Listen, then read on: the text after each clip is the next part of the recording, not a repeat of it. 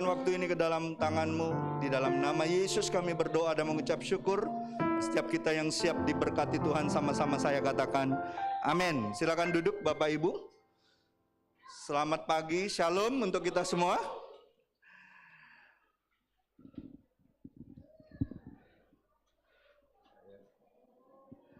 Seberapa banyak Bapak Ibu minggu lalu mendengarkan firman Tuhan tentang belajar taat?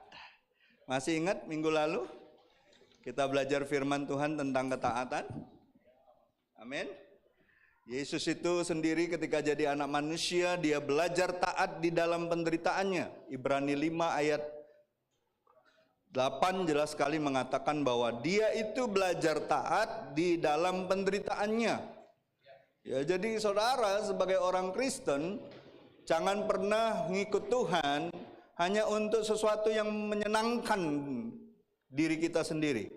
Jangan membuatkan diri kita nyaman dengan keadaan kita. Izinkanlah tantangan, izinkanlah ujian, izinkanlah segala sesuatu yang Tuhan izinkan ada dalam hidupmu sebagai suatu proses untuk kita belajar taat lebih dalam lagi. Tuhan gak mau kita hanya mengalami kasih Tuhan yang besar. Tuhan mau kita mengalami kedalaman dan ketajaman kasih-Nya. Amin. Jangan cuman senang dengar, oh Tuhan itu besar, kasih-Nya besar, dan saudara hype dengan itu. Kita harus ngalamin yang namanya kasih Tuhan itu dalam dan juga tajam. Karena di dalam kasih juga ada pembentukan, di dalam kasih juga ada pendisiplinan, di dalam kasih juga ada waktu-waktu kita disesah, ya, sebagai anak. Jadi Bapak Ibu kita harus siap dengan perkara-perkara seperti itu. Dan siapa yang kemarin tahu bahwa ketika kita belajar taat, ada hal-hal yang akan membentuk kita melalui firman-Nya. Sesederhana apapun firman itu tidak akan kembali sia-sia. Masih ingat ya cerita tentang topi ya? Topi yang hilang. Bukan anak yang hilang, topi yang hilang. Orang itu merasa topinya hilang dan dia ingin mencuri, tapi ternyata di rumah Tuhan dia dengar firman Tuhan. Apapun motivasi saudara datang ke rumah Tuhan, saya percaya firman Tuhan akan memulihkan engkau. Firman Tuhan akan mengingatkan engkau. Hari ini kita akan belajar bagaimana di akhir bulan ini tetap tentang ketaatan, tapi ketaatan dan penyediaan Allah. Siapa yang percaya waktu kita belajar taat, Tuhan juga membawa kita untuk melihat penyediaannya untuk ketaatan kita. Amin. Ada amin Bapak Ibu? Dan ini cerita tentang satu hamba Tuhan, cerita tentang bapak orang beriman yang namanya Abraham. Mungkin banyak dari saudara sudah pernah baca tentang ini di Kejadian 22 tentang Abraham mempersembahkan Ishak. Sudah ada yang pernah baca ini? Saudara sudah pernah dapat ini secara pribadi waktu dalam renungannya. Saya percaya ini waktu kita untuk belajar kembali. Apa sih yang sebenarnya terjadi waktu Abraham belajar taat sama Tuhan? Sebagaimana firman Tuhan di Galatia 3 ayat 29 jelas sekali mengatakan, kita ini milik Kristus. Kalau kita milik Kristus, kita juga keturunan Abraham. Kita harus tahu ada janji-janji Tuhan atas hidup kita. Kita belajar bagaimana, bukan hanya kita belajar bagaimana kita hidup menjadi serupa dengan Kristus, kita juga belajar bagaimana hamba-hamba terdahulu, ya, orang-orang yang di dalam pemakaian Tuhan juga mengalami proses di dalam ketaatannya. Dan itu tidak mudah, ya, bukan perkara yang mudah. Dan kita tahu kepercayaan Abraham itu diuji. Bilang sama sebelahmu, kalau kau memang percaya Yesus, imanmu akan diuji. Bilang sama orang sebelah, imanmu akan diuji. Ya, tidak mungkin kalau kita mau terus naik, ya, katanya kan Kita diciptakan bukan jadi ekor, jadi kepala, terus naik tidak akan turun. Gimana mau naik iman kita? Gimana mau naik pengenalan kita akan Tuhan kalau nggak pernah diuji, nggak pernah ujian? Gimana anak sekolah mau naik kelas kalau nggak pernah diuji? Apa yang dia sudah pelajari, apa yang dia sudah ketahui. Ya, hari ini kita akan belajar bagaimana ketaatan itu diuji.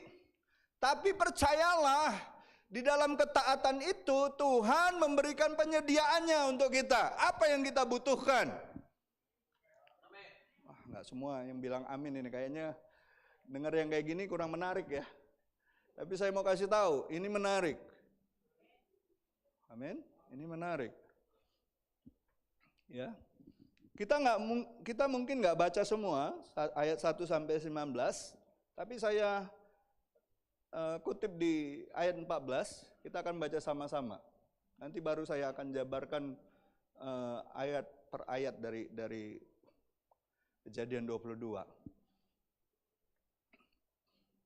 Kita baca sama-sama, 2, 3. Dan Abraham menamai tempat itu, Tuhan menyediakan, sebab itu sampai sekarang dikatakan orang, di atas gunung akan disediakan.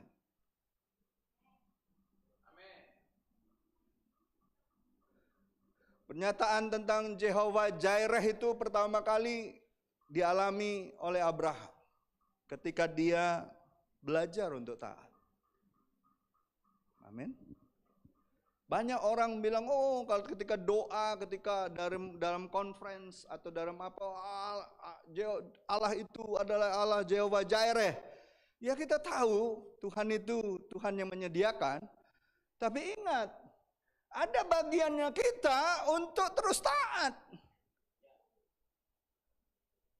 Ada bagian kita untuk lakukan sesuatu di dalam kehendaknya.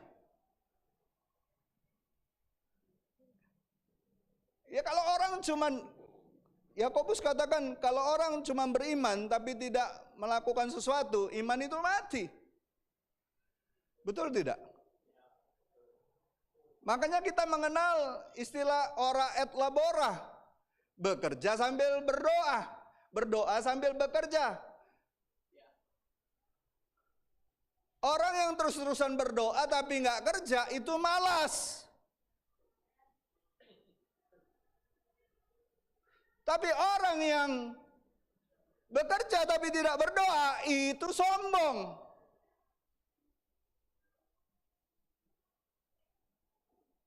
Suatu saat dia akan jatuh dalam kesombongan. Dan dia merasa semua hasil usaha dan hasil kekuatannya. Makanya penting sekali kita ada di dalam keseimbangan waktu kita hidup beriman. Jangan ekstrim ke kanan, ekstrim ke kiri. Harus balance. Dengan pernyataan ini, saya percaya dengan pernyataan ini,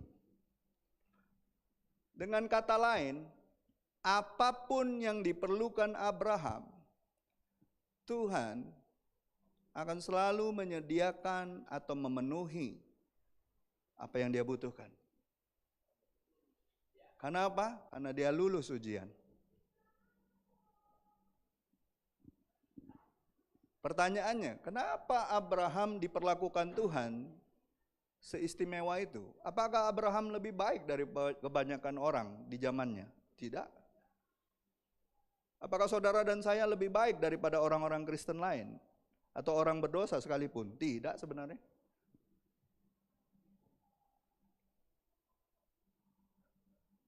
Sebenarnya karena anugerah Tuhan saja kita dibenarkan. Karena kemurahan Tuhan saja, karena kebaikan Tuhan, dan karena kepercayaan kita kepada Tuhan. Kepercayaan Abraham diperhitungkan sama Tuhan. Amin. Ya. Kenapa Tuhan sampai memperlakukan Abraham begitu istimewa? Seistimewa itukah Abraham?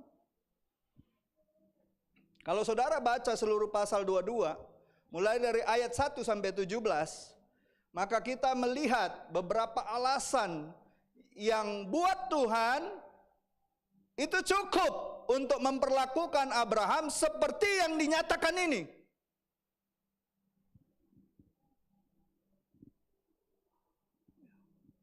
Coba saudara perhatikan, ya. Kita lihat ya. Poin yang pertama kita lihat, kenapa Abraham diperlakukan Tuhan seperti itu. Kita lihat ayat 1-nya dikatakan gini. Setelah semuanya itu, Allah mencoba Abraham. Ia berfirman kepadanya, Abraham, lihat, Tuhan berfirman. Ada amin? Tuhan tuh kalau dia ingin lakukan sesuatu yang besar, dia berfirman dulu loh. Jangan cari-cari cara Tuhan dengan pikiranmu sendiri. Cari firman Tuhan. Cari kehendak Tuhan. Halo? Jangan berdasarkan pengalaman kita. Cari apa arahan Tuhan? Apa petunjuk Tuhan? Ingat, tahun depan kita akan masuk ke dalam namanya masa menuai. Ya, nanti dalam awal tahun nanti saya akan sampaikan. Ya, tema kita tahun depan. Tapi saudara tahu nggak, mau menuai itu kita harus dengar arahan Tuhan seperti apa. Dunia boleh mengatakan tahun depan akan gelap, tahun depan akan banyak masalah, tapi kalau kita dengar arahan Tuhan, percayalah penyediaan Tuhan akan membawa engkau keluar dari masa-masa sulit itu. Dikatakan, berfirmanlah kepadanya Abraham, lalu sahutnya, lihat, ya Tuhan, dengar dia panggil nama saya, dengar dia panggil namamu, dengar dia panggil nama saya, juga dia panggil namamu. Apa jawab kita? Ku jawab ya. Ya, ya, ku jawab ya, ya, ya, ku jawab ya Tuhan, ya Tuhan, ku jawab ya, ya, ya. Itu kayaknya lagu anak sekolah minggu yang sudah lama kita abaikan mungkin. Tapi saudara tahu nggak? Itu saya percaya lagu itu diambil dari firman Tuhan. Abraham ketika dipanggil Tuhan, dia langsung jawab, iya Tuhan. Ya, firman-Nya, nih petunjuk Tuhan, nih firman-Nya. Ambillah anakmu yang tunggal itu, yang engkau kasihi, lihat, anakmu tunggal, engkau kasihi, betul? Yakni Ishak. Padahal anak Abraham kan bukan cuma Ishak. Tapi anak yang dijanjikan oleh Tuhan kepada Abraham, ya Ishak satu-satunya, bukan Ismail. Lalu dibilang apa? Pergilah ke tanah Moria dan persembahkanlah dia di sana sebagai korban bakaran pada salah satu gunung yang akan kukatakan kepadamu. Poin yang pertama, lihat, ya. Di pasal 22 ayat 1-2 itu Tuhan perintahkan, Tuhan berfirman untuk Abraham berikan, korbankan anaknya, miliknya yang paling berharga. Dan saudara tahu apa yang dilakukan oleh Abraham? Kalau kita baca ayat lanjutnya, dikatakan apa? Keesokan harinya, pagi-pagi bangunlah Abraham. Tanya orang sebelahmu, kau bangun pagi-pagi enggak ya?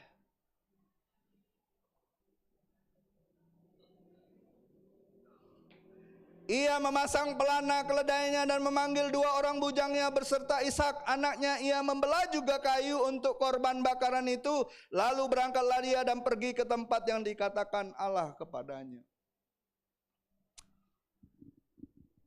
Secara logika, ya, lihat, biasanya seorang ketika meminta sesuatu,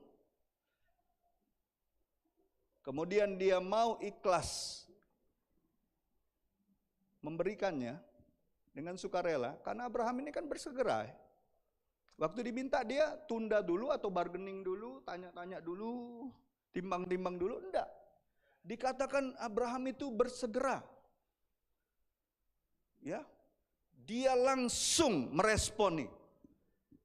Dan apa yang terjadi? Dia enggak ragu sedikit pun untuk memberikannya. Dan secara logika, waktu kita tahu seseorang ketika kita minta sesuatu yang paling berharga dalam hidupnya, dan dia tidak ragu untuk memberikannya, suatu saat ketika orang itu minta sesuatu sama kita, kita tanpa ragu juga nggak akan memberikannya.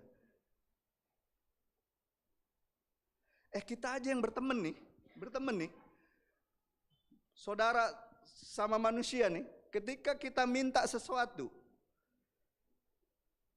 yang berharga, dan orang memberikannya dengan ikhlas, bahkan tanpa diminta misalnya. Suatu saat ketika kita tahu orang itu membutuhkan atau orang itu minta sama kita akan dengan senang hati nggak memberikannya?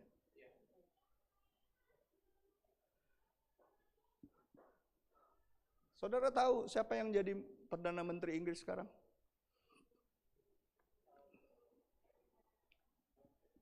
Kan orang India kan?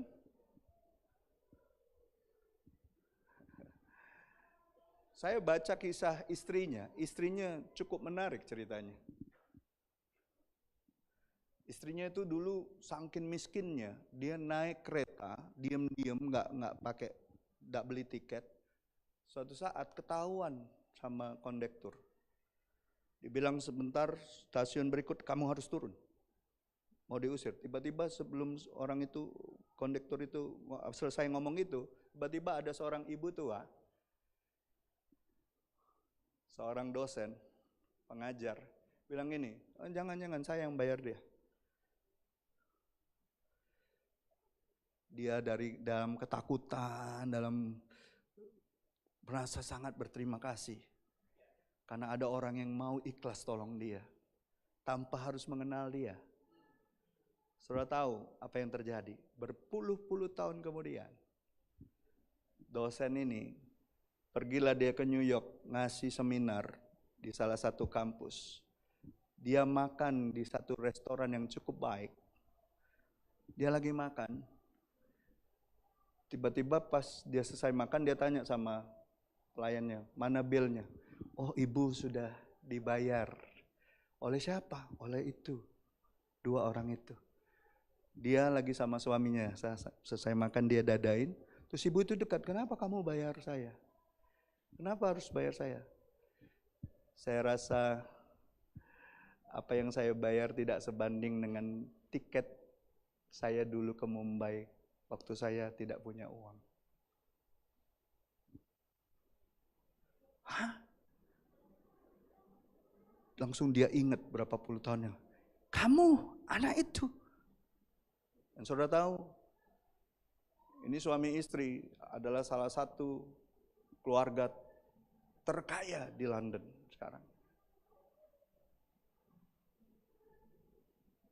Kira-kira kalau ibu itu minta hal yang lain, dikasih nggak sama dia? Halo, dikasih nggak? Tapi dia sudah cukup puas, cukup senang. Karena ternyata waktu kita memberi pemberian kita yang ikhlas, tidak pernah tidak kembali lagi ke kita. Abraham tanpa ragu memberikannya kepada Tuhan. Apa yang terbaik dari dirinya. Anaknya yang tunggal. Jadi Bapak Ibu, apapun yang Tuhan minta dalam hidupmu, berikanlah dengan ikhlas. Jangan hitung-hitungan. Apalagi kurang daripada apa yang Tuhan minta. Wah, itu bahaya itu. Halo? Kalau Tuhan minta sesuatu untuk kita kerjakan, kita berikan, berikanlah yang terbaik.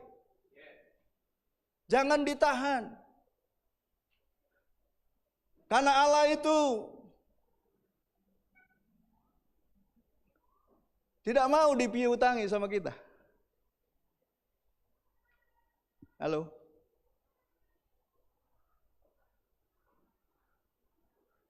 Nggak mau Tuhan. Tuhan tuh melihat hati.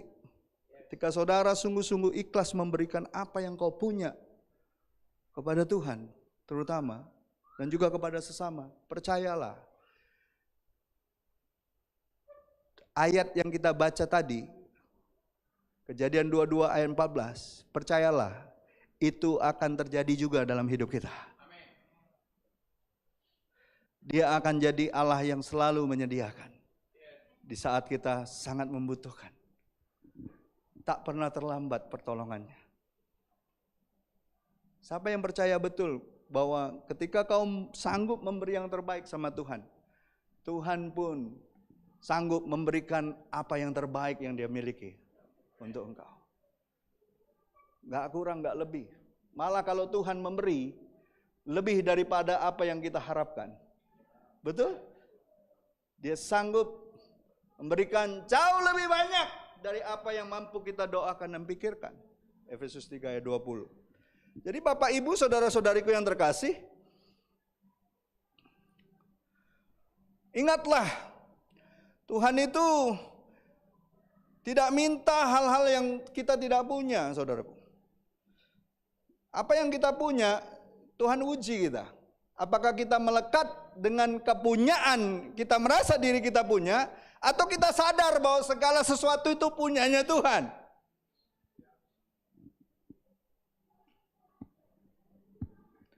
Dan saya percaya, salah satu kerinduan Tuhan yang Dia ingin minta kepada kita adalah kita untuk terus mendekat kepadanya. Melekat kepadanya. Coba lihat Ibrani 4 ayat 8. Yakobus 4 ayat 8, sorry.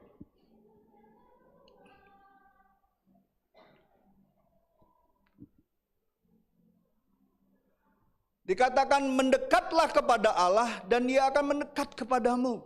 Tahirkanlah tanganmu, hai kamu orang-orang berdosa, dan sucikanlah hatimu, hai kamu yang mendua hati. Tuhan gak mau kita mendua hati. Tuhan mau kita mendekat kepadanya. Karena hanya orang-orang yang mendekat kepada Tuhan yang memiliki hati yang teguh. Hati yang gak gampang digoncangkan. Hati yang gak gampang digoyahkan. Kerinduan terbesar Tuhan sama kita itu bersekutu dengan kita. Membangun hubungan yang intim. Tuhan mau kita intim sama Dia. Dan saudara tahu, orang-orang yang melekat kepada Tuhan, Tuhan bukan hanya memberikan apa yang dia butuhkan, Tuhan juga berikan perlindungan yang ajaib. Di masa-masa yang paling sukar, Tuhan akan berikan perlindungannya. Saudara baca aja Mazmur 91 ayat 1 sampai 14 itu. Tuhan malah kirim malaikatnya untuk berkeliling berkemah. Kan ada lagunya kan? Coba Yobel. Atau Miss Camel.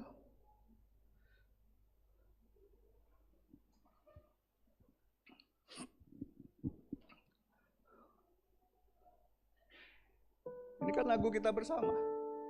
Tempat perlindunganku, kubu pertahananku, Allahku yang dapat ku percayai. Dengan kepak sayapmu, kau melindungi aku, kesetiaanmu perisai hidupku. Ku tak akan gentar lagi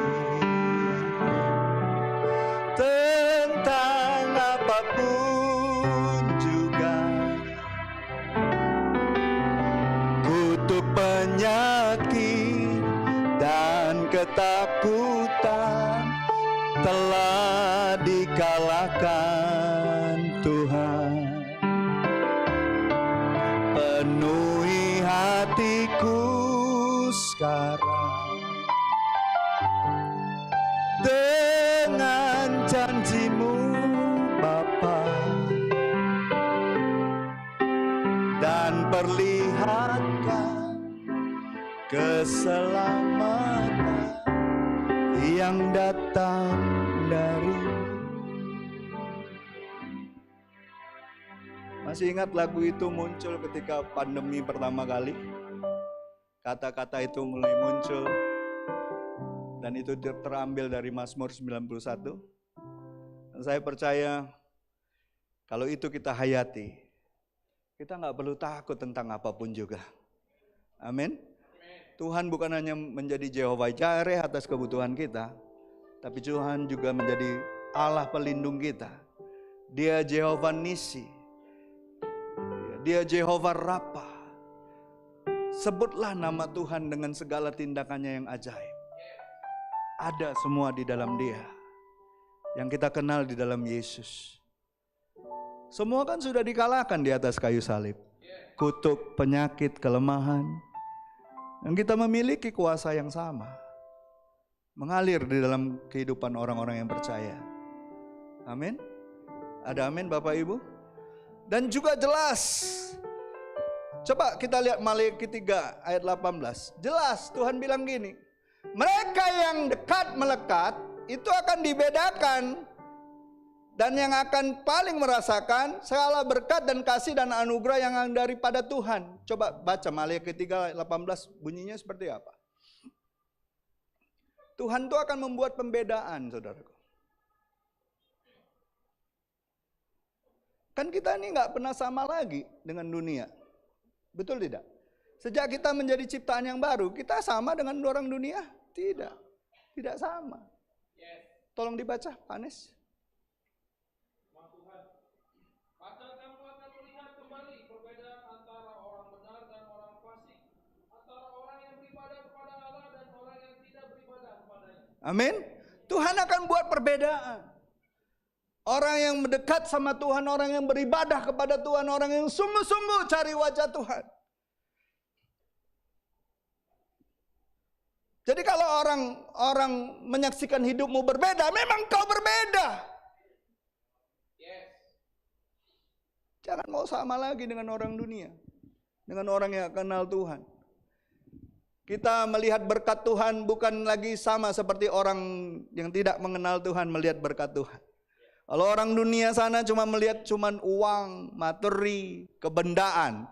Tapi kita di dalam Kristus kita melihat kemuliaan Tuhan. Kekayaan kita adalah Kristus. Kita nggak perlu ngoyo, nggak perlu capek, nggak perlu kejar-kejar itu harta dunia. Semua akan mengikuti kita. Tuhan sendiri kok yang janji Dia akan membuat pembedaan.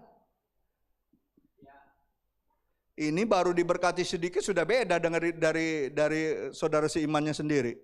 Merasa sudah lebih baik dari, lebih diberkati. Saya lebih diberkati. Gereja kami lebih diberkati. Enggak seperti itu. Berkat Tuhan itu adalah Kristus di dalam kita. Kita harus nikmati itu setiap hari. Enggak perlu takut.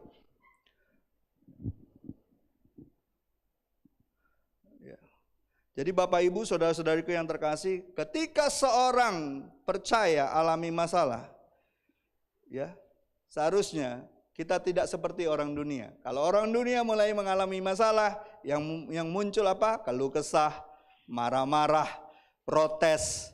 Mungkin juga menyalahkan keadaan dan menyalahkan Tuhan. Tapi kita orang yang percaya dan beriman teguh kepada Tuhan, kesulitan justru menarik kita dekat dan melekat sama Tuhan. Seharusnya itu yang terjadi. Jadi makin dekat kita, makin melekat kita sama Tuhan, apa sih yang gak Tuhan kasih sama kita? Apa sih Tuhan gak kasih sama kita? Saya mau tanya sama saudara, hadiah apa sih yang paling menyenangkan hati Tuhan bisa kita bawa kepada Tuhan yang kita miliki? Uang? Harta? Hati kita? Ya. Tapi saya percaya gini. Ketika kau mengeluh, ketika kau marah, ketika kau kecewa, ketika kau menyalahkan keadaan, ketika bahkan kau menyalahkan Tuhan, ya, kalau kau sudah jadi orang percaya, kau nggak sadar kau punya hadiah terbaik yang bisa kau kasih sama Tuhan. Namanya ucapan syukur. Saudara tahu nggak ucapan syukur kalau kau nggak berikan, kau sedang menahan hadiahmu yang terbaik untuk Tuhan. Tanya sebelahmu, sering nggak kau nahan hadiahmu sama Tuhan?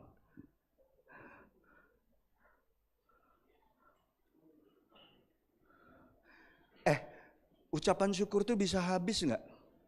Nggak bisa kalau kita terus dekat sama Tuhan. Karena Tuhan itu kasih kita roh yang baru setiap hari. Roh yang dipenuhi kasih. Seharusnya kalau kita berdoa, pasti ada permohonan dan ucapan syukur. Jangan lupa itu. Itu hadiah kita yang bisa kita kasih sama Tuhan. Jangan lagi ya tahan hadiahmu yang terbaik ya. Ya, jangan tahan lagi, amin. Kita nggak mau lagi tahan hadiah kita untuk Tuhan, amin. Berikanlah. Amin. Percayalah waktu kita mengucap syukur, lebih banyak mengucap syukur di masa-masa sulit. Percayalah Tuhan lebih ingin memberkati kita. Tuhan lebih tahu apa yang kau butuhkan. Kalau kita bilang, Tuhan aku rindu Tuhan ngalami berkat-Mu untuk aku boleh jadi berkat. Kamu pikir Tuhan gak lebih rindu dari engkau?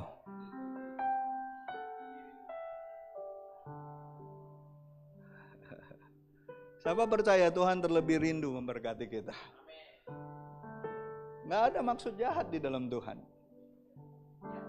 Semua baik apa yang kau perbuat di dalam hidupku. Semua baik, sungguh teramat baik. Kau jadikan hidupku berarti. Kalau Tuhan sudah jadikan hidup kita berarti ada sesuatu yang berarti dari kita bisa berikan sama Tuhan. Amin. Jangan lagi pandang dirimu lebih rendah daripada apa yang bisa kau bayangkan. Pandanglah dirimu itu indah. Jadikan aku indah yang kau pandang mulia. Seturut karyamu di dalam hidup, ajarku berharap hanya kepadamu, taat dan setia kepadamu. Jangan izinkan nilai dunia, omongan orang, bahkan pikiranmu yang negatif membuat engkau merasa dirimu rendah. Tuhan memandang kita mulia. Tuhan memandang kita indah. Tuhan memandang kita biji matanya. Kenapa kita harus turunkan standar itu?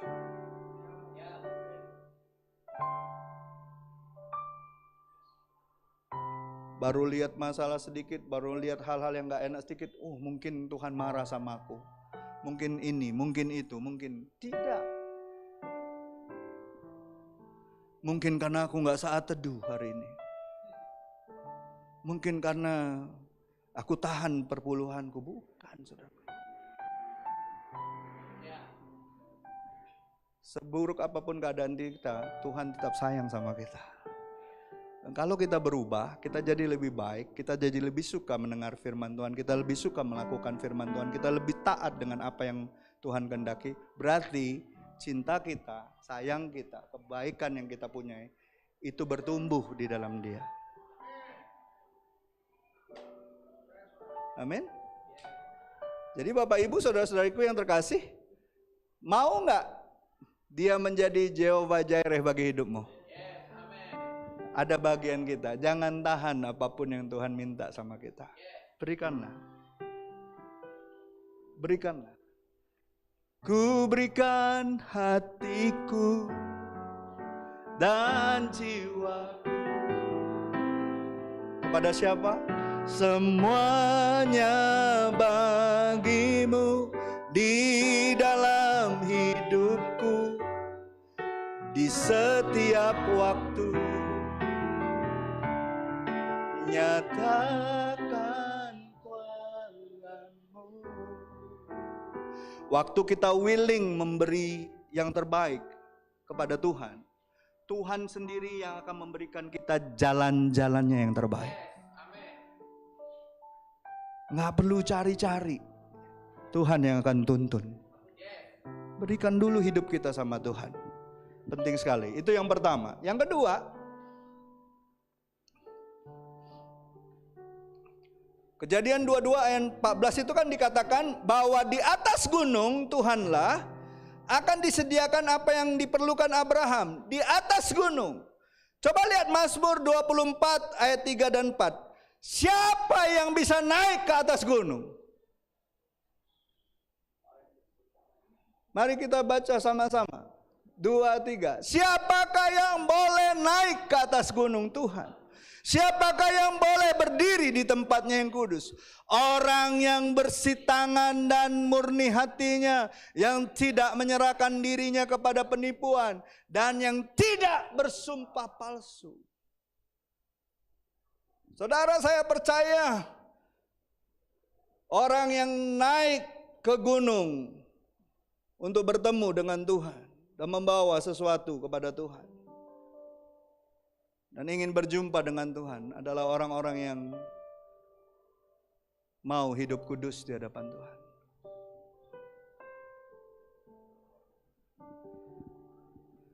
Mau hidup di dalam kekudusan Tuhan. Jadi kalau saudara ingin naik ke atas gunung Tuhan dan menerima pertolongan, perlindungan, anugerah, maka hiduplah dalam kekudusan.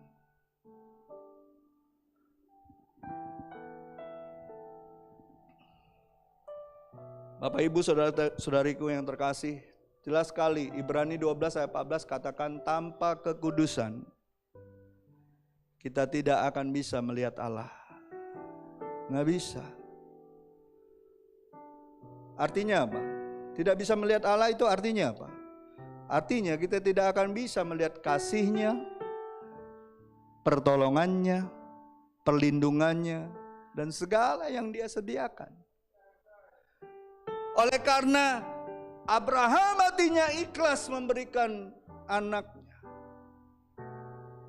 Dan dia tidak melanggar firman Tuhan. Ingat, waktu Musa disuruh Tuhan ngomong sama batu itu akan keluarkan air. Apa yang dilakukan oleh Musa?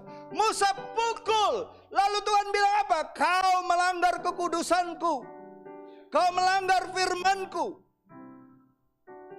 Bayangkan seumur hidup Musa sudah begitu mengabdi, hanya ternoda dengan satu perkara itu. Orang yang siap melakukan firman Tuhan, saya percaya orang itu akan dibawa Tuhan di dalam kekudusannya.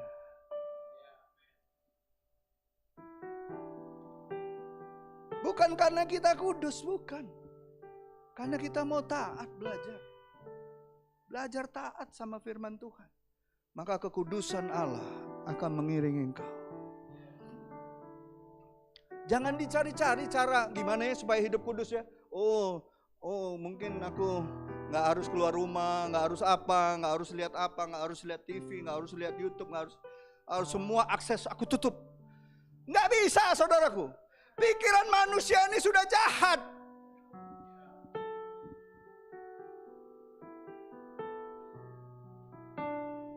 Pikiran jahat itu setiap saat berseliweran di atas kepala kita, di pikiran kita.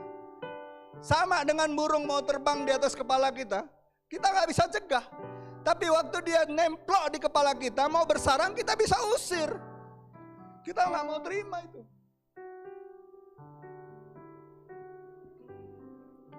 Saya percaya hanya orang-orang yang taat sama firman Tuhan yang tidak akan kompromi dengan hal-hal yang dari dunia.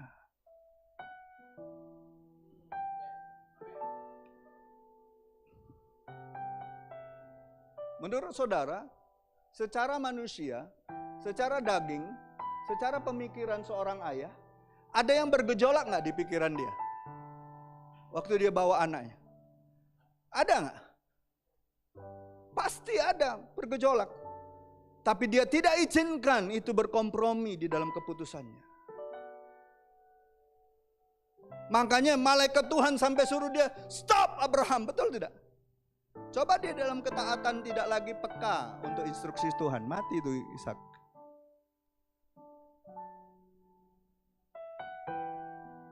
Siapa yang percaya ketika Tuhan berfirman atas hidup kita, kasih instruksi, kasih petunjuk, dan kita mau belajar taat, maka kau berjalan di dalam kekudusan Tuhan.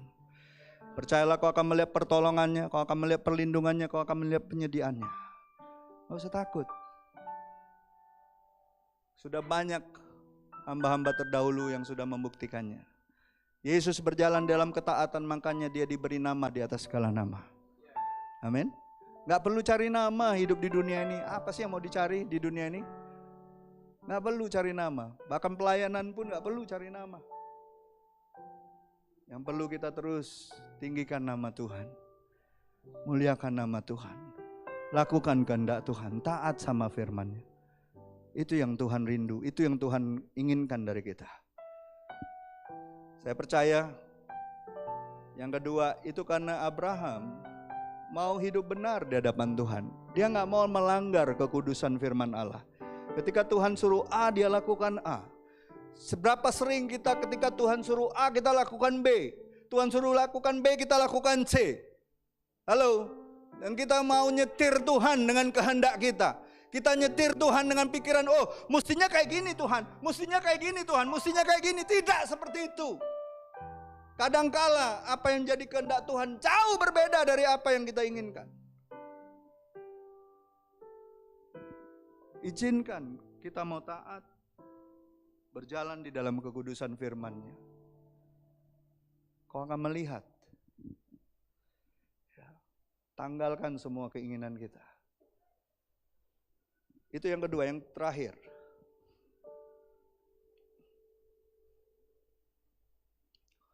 Yang terakhir,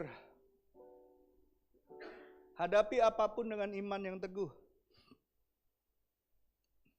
Kan tadi saya bilang ya, pasti ada bergejolak ya di dalam pikirannya Abraham ya. Tapi kita lihat ayat kelima. Ayat kelima bilang apa? Dia kan ngajak bujangnya tuh. Betul tidak? Kata Abraham kepada kedua bujangnya itu, tinggallah kamu di sini dengan keledai ini, aku beserta anak ini akan pergi ke sana, kami akan sembahyang. Wah, saya suka kata sembahyang. Ya. Sembahyang. Sembahyang. Amin. Saudara tahu nggak, orang yang nggak mau sembahyang, hidupnya pasti kacau.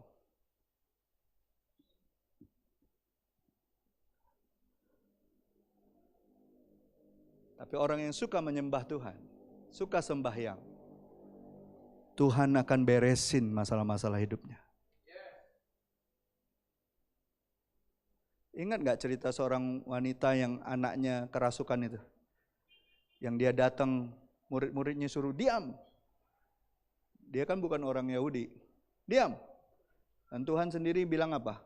Tidak layak memberi roti kepada anjing. Dia bukannya lari, dia tersungkur di bawah kaki Tuhan dan menyembah Dia. Hidupnya yang tadinya puluhan tahun mungkin, dan penuh dengan penderitaan melihat anaknya yang kerasukan. Saat itu juga beres. Diberesin Tuhan. Jadi penting sekali, worship God itu penting sekali. Sembahyang itu, berdoa, menyembah Tuhan, penting sekali. Apapun kekacauan hidup kita, Tuhan akan luruskan. Tidak percaya, buktikanlah sendiri. Tidak usah nyembah Tuhan sebulan ini. Banyak gak kekacauan hidupmu nanti? Ada yang mau coba? Gak usah nyembah Tuhan, gak usah doa. Sebulan ini aja. Percayalah kekacauan akan datang dalam hidupmu. Tapi ketika kau suka menyembah Tuhan, suka sembahyang, suka worship, apapun yang kacau tadinya, Tuhan luruskan jalan-jalanmu. Amin. Lihat, dia bilang apa? Dia bilang apa sama itu? Tinggallah kamu di sini beserta dengan aku akan berserta anak ini pergi ke sana dan kami akan sembahyang.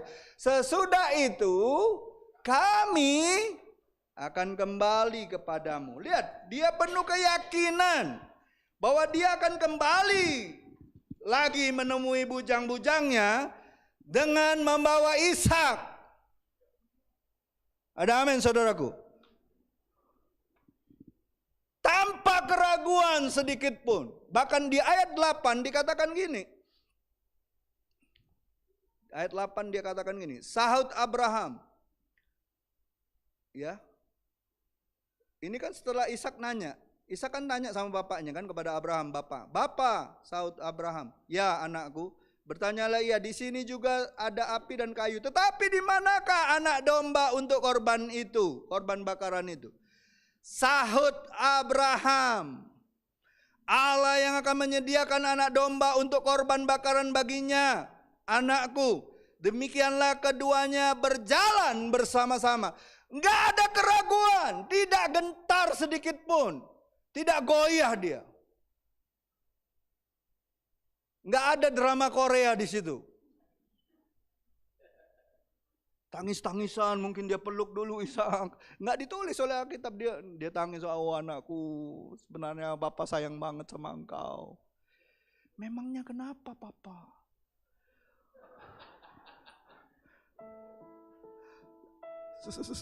Sebenarnya gak gitu lagi. Nggak geter-geter dia ngomong. Nggak ada tangis-tangisan di situ.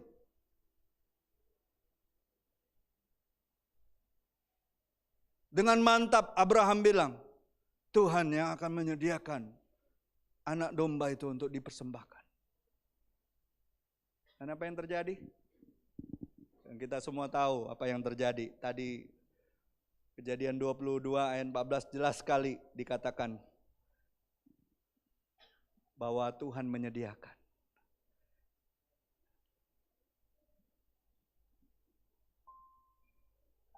Dan saya percaya ini janji Tuhan untuk kita semua. Aku bersumpah kata Tuhan, ya, demi diriku sendiri, demikianlah firman Tuhan. Karena engkau telah berbuat demikian dan engkau tidak segan-segan untuk menyerahkan anakmu yang tunggal kepadaku, maka aku akan memberkati engkau berlimpah-limpah dan membuat keturunanmu sangat banyak seperti bintang di langit dan seperti pasir di tepi laut, dan keturunanmu itu akan menduduki kota-kota musuhnya. Seberapa banyak saudara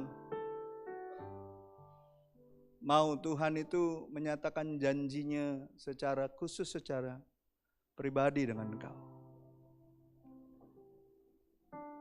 Kita tahu keturunan Abraham dari Ishak yang memenuhi semua perjanjian Allah adalah Yesus.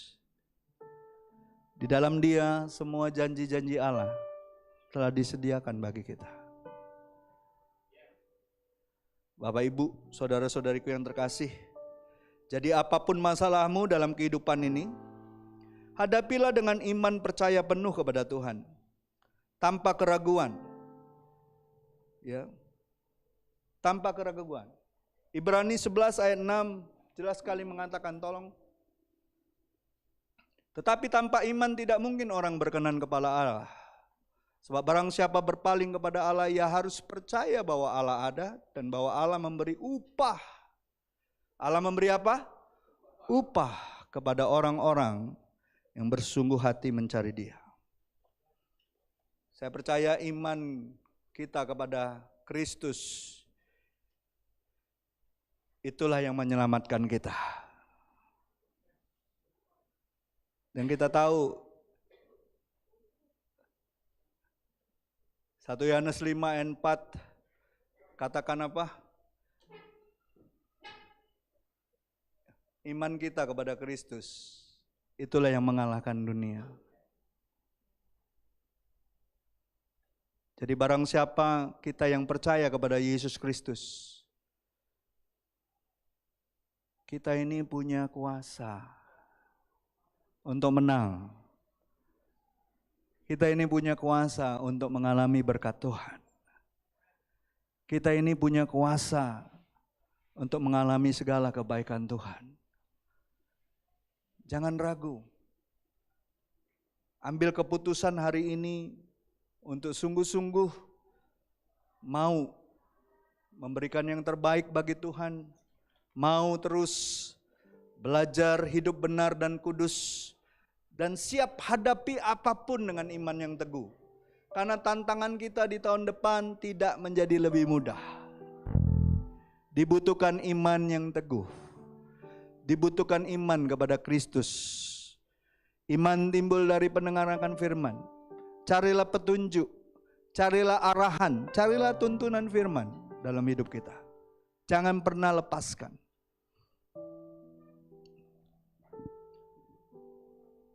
Mari kita tutup semua Alkitabnya dan kita akan menyembah Tuhan.